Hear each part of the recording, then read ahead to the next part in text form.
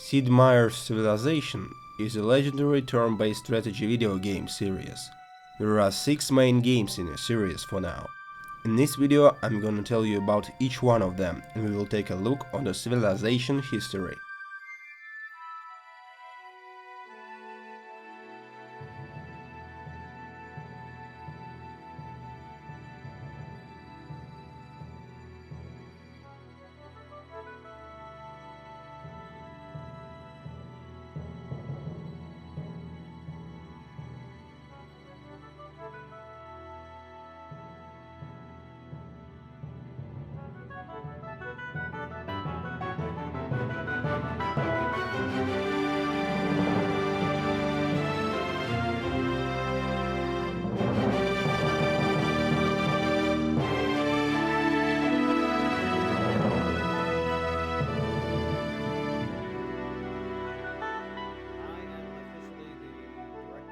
In the process of development of the first Civilization game, Sid Meier borrowed some ideas like Tech Tree from the board game called Civilization, which was published in UK in 1980.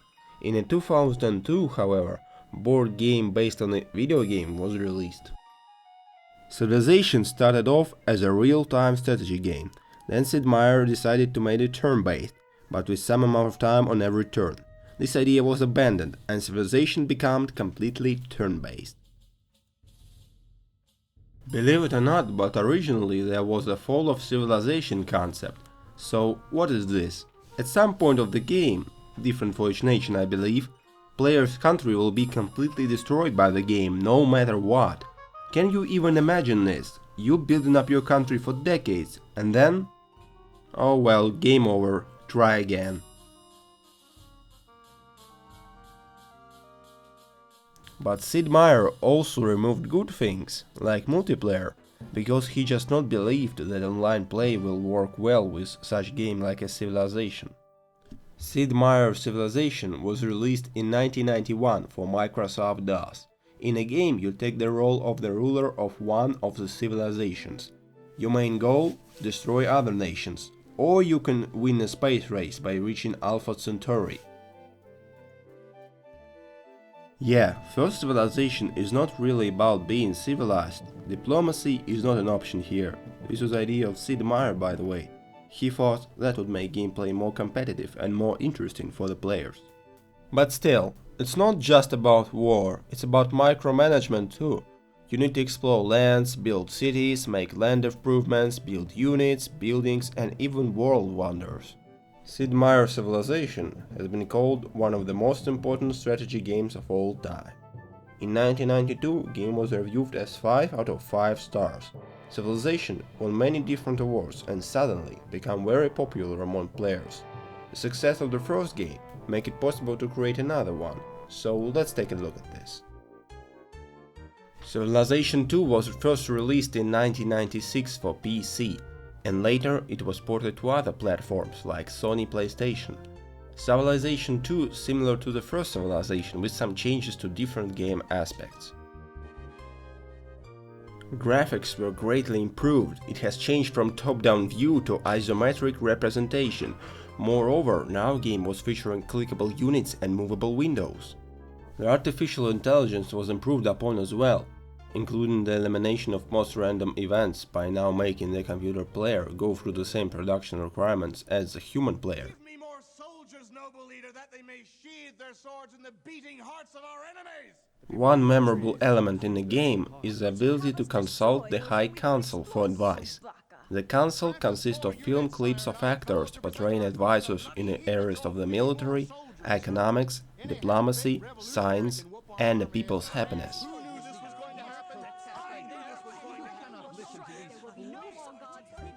The new feature of Civilization 2 was the scenarios.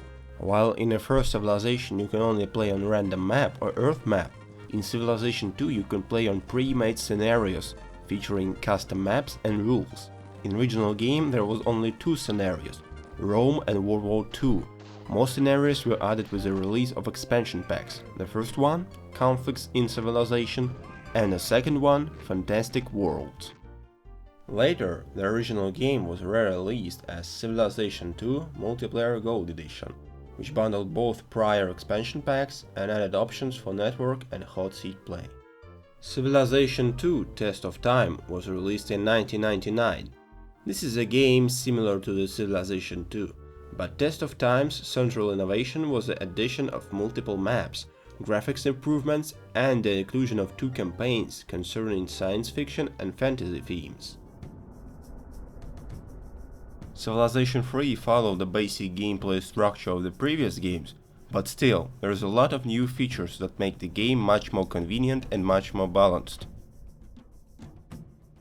The new big feature of Civilization III was culture. Each city in Civilization III now has a cultural rating, which is the city's influence over local terrain. Culture now acts as a boundary of the player's empire. But culture serves 2 other purposes too. One is allowing a peaceful takeover, better known as culture flipping, of nearby foreign cities by influencing its citizens through the player's culture. But culture can also prevent creation of unhappy citizens and prevent civil disorder. Every civilization now starts with certain special abilities, 2 traits that give the bonuses. Each civilization now has a special unit that is unique and is typically a slightly improved replacement of a standard unit. Another new big feature of Civilization III was resources. There are 3 types of resources: bonus resources, which provides food and money bonuses, luxury resources, which also provides happiness, and strategic resources, which is required to train certain units or construct certain city improvements. Technology tree is now divided into 4 ages: ancient, middle, industrial, and modern, and each age requires that the player research specific technologies to advance to the next age.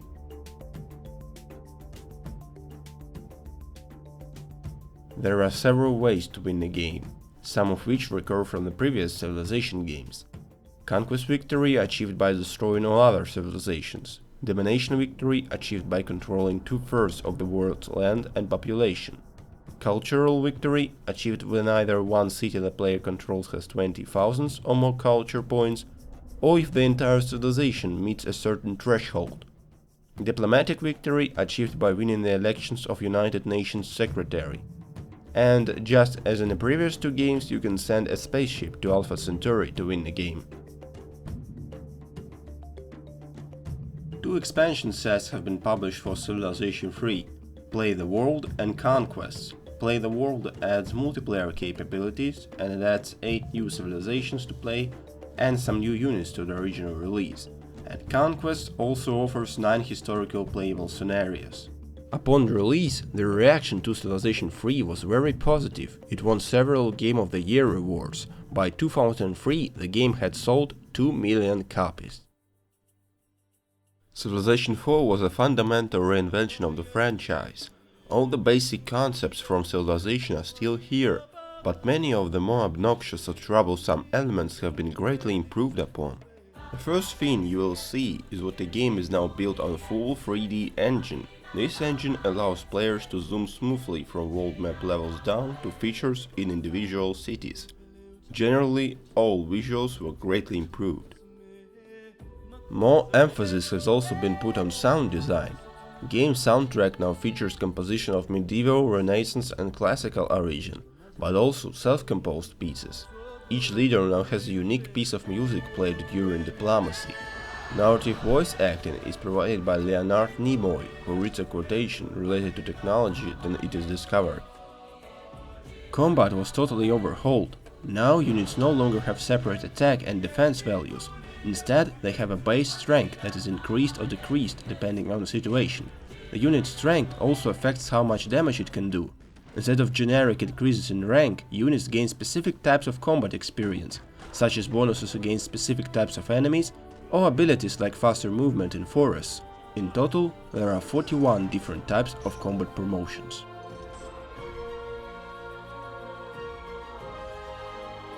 Diplomacy now is more transparent than compared to Civilization III. The diplomacy window now not only displays the other leaders' attitudes, gracious, friendly, pleased, cautious, annoyed, furious, but why they feel that way. Advanced diplomacy options include the creation of trade embargoes, the promotion of military aid, and the adoption of particular civics or religion. A great person is a new concept to civilization. A great person is a unit representing a uniquely talented individual. Great persons have many powerful abilities. All great persons can be settled in a city, becoming a super specialist of their type. All great persons except great generals can also start a golden age. In addition, most great persons can help discover technology or build a building. Some great persons have a special building that only they can build in a city, and most kinds of great persons have a special operation which they can perform in a city. Governments has been replaced with a more flexible civics model, where the player can set the amount of freedom the citizens have. There are 5 different categories in a civics model: government, legal, labor, economy, and religion, and 5 separate options within each category.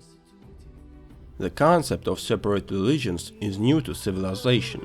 In previous games, players could build temples and cathedrals, but a religion was just a generic feature of happiness and culture. There are now 7 distinct religions in the game.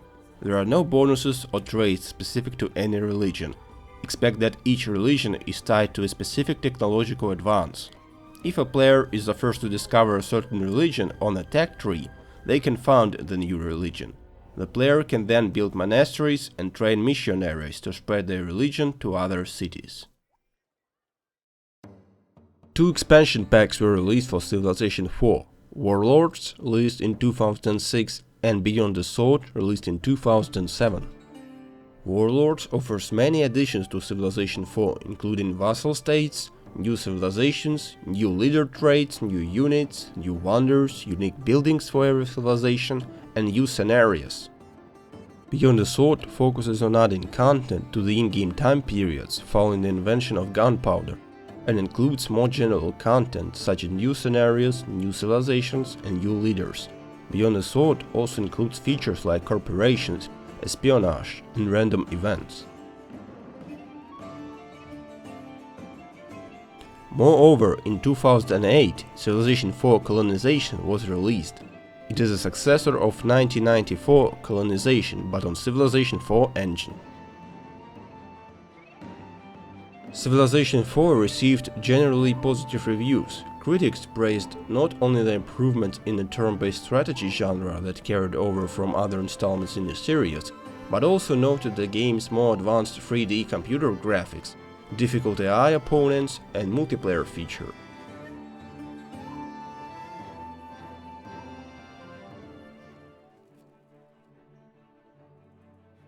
Release version of Civilization 5 was very controversial. Civilization 5 takes the best ideas from previous games and improves them. At the same time, developers removed some good concepts from the game, and only some of them returned in expansion packs. City-states, a feature new to the series, are minor civilizations that can be interacted with. Unlike major powers, they may expand in territory, but they never establish new cities. In addition to outright conquest, major civilizations have the option to befriend city-states via bribery or services, for bonuses such as resources and units. In a Brave New World expansion pack, being allied with city-states will grant you additional delegates in a World Congress. There are 3 types of city-state in the base game, each with different personalities and bonuses: maritime, cultured, and militaristic. 2 additional city-state types, mercantile and religious, were added in the expansion packs. Civics evolved into social policies. The main difference is that the player had to switch out of old civics to adopt a new one, while social policies are cumulative bonuses. All policies are organized into trees, and each tree has to be unlocked before the specific policies in it can be adopted. The policies within each tree are further organized into branches, requiring that lower-level policies be adopted before higher-level ones become available. Unlocking a policy tree also activates a special bonus, as does adopting all 5 policies in it. Some serious changes were made to resources concept. Now, strategic resources are limited. Each improved strategic resource tile provides a certain quantity of that resource. The new build unit or building which requires this resource quantity will be decreased. However, if the unit or building will be destroyed, resource quantity will be restored. Technology trade was replaced by research agreements. Research agreement is a joint science program you create with another friendly civilization. To unlock this option, first you need to research education, and then become friends with another player. You or they can then offer to enter into a research agreement. To start it, both parties must invest a set amount of gold based on the era that a more advanced player has reached. After some time, the research is completed and each player receives a bonus to science output. Religion feature was removed from Civilization 5 but was reintroduced in the Civilization 5 Gods and Kings expansion pack. Players are able to found a religion and customize its various beliefs, resulting in differing in-game benefits through the cultivation of the Fate resource. The use of Great Prophet, Missionary and Inquisitor units also allows players to spread and control their chosen religion. Espionage was removed from Civilization 5 but was also reintroduced in Gods and Kings expansion pack. Espionage can be used to invade rival civilizations as well as city-states. Spies are capable of stealing technology, rigging elections, as well as various other espionage missions available in previous Civilization games. Unlike in previous games, however, spies are not trained by a civilization. Instead, they are awarded at certain intervals along the timeline. Spies can gain levels by successfully performing a mission, just as combat units gain experience. Some serious changes were made to combat system. First of all, square grid was replaced by hex grid. This was made to fit the new 1 unit per tile system. Yes, no stacks of doom now. Thanks to this, combat became more tactical and challenging in a good way. Range attack makes its return in Civilization 5. There is a bunch of units like archers, catapults who can do a range attack. Moreover, cities can range attack too. Actually, city can defend itself now, even if there is no garrison at all. 2 expansion packs were released for Civilization 5. Gods and Kings in 2012 and Brave New World in 2013.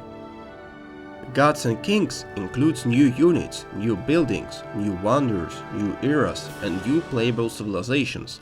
Also, Gods and Kings reintroduced features like religion and espionage. Brave New World adds 9 civilizations, new wonders, new buildings, 2 new scenarios, a new trade road system using caravans and cargo ships trade units, ideologies, the World Congress, which expands the diplomatic aspect of the game, and an improved cultural victory including tourism, archaeology and a great work mechanic to the core game. Civilization 5 receives generally positive reviews. Game was praised for graphics, new combat system and expanded cultural features. Civilization 5 was called the most accessible game in the series. Main criticism was directed at the game artificial intelligence and broken diplomacy. A spiritual successor to Alpha Centauri, Civilization Beyond Earth shares much of that game's development team, as well as some concepts which were introduced in a 1999 title.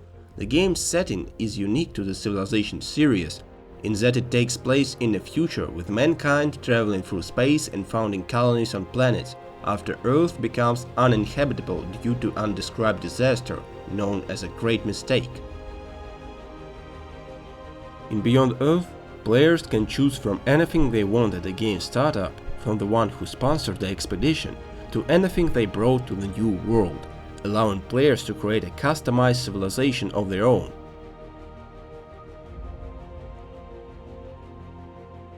The Tech Web is a feature in Civilization Beyond Earth, previously introduced in Alpha Centauri, which represents the possibilities for technological development of your colony.